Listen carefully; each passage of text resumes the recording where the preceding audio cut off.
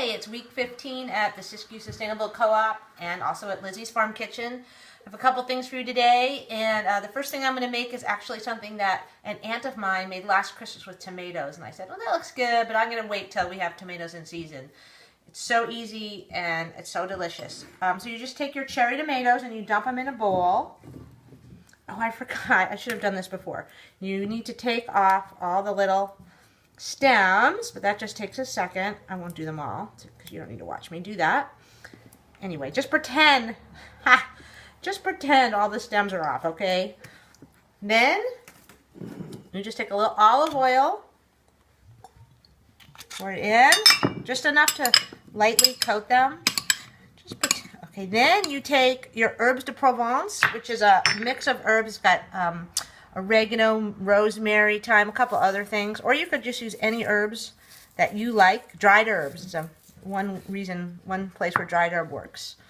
And your crunchy salt, any kind of salt will do that's crunchy. Mix it together.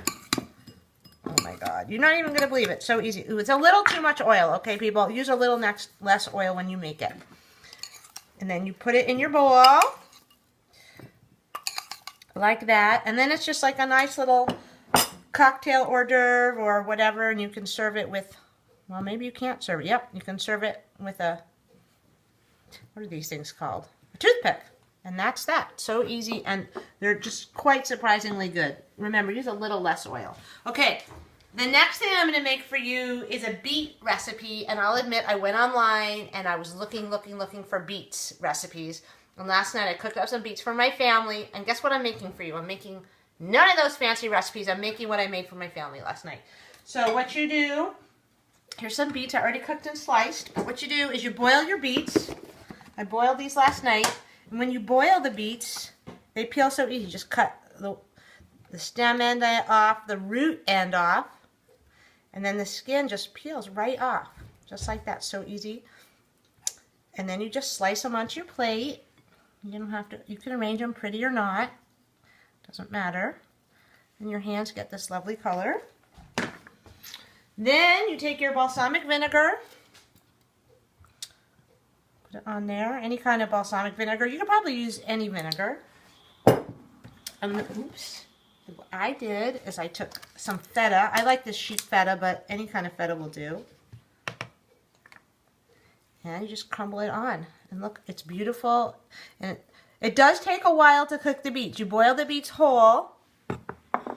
And they do take maybe even half an hour.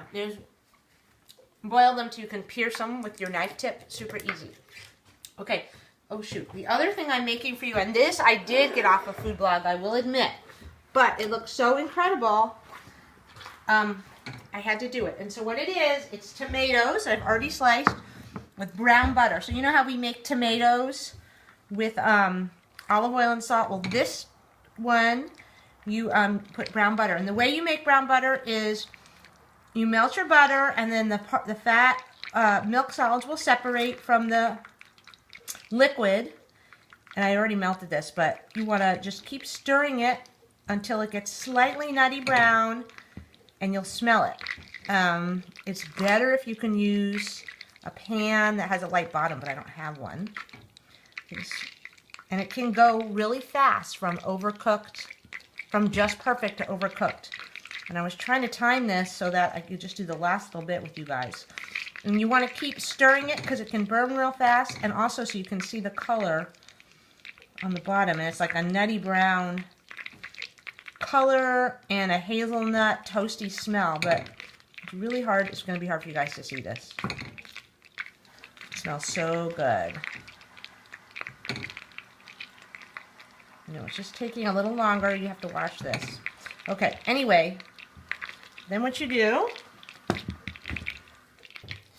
you guys can't see this, but it is a really nice brown color underneath that. I know you can't see it just because of the pan and everything.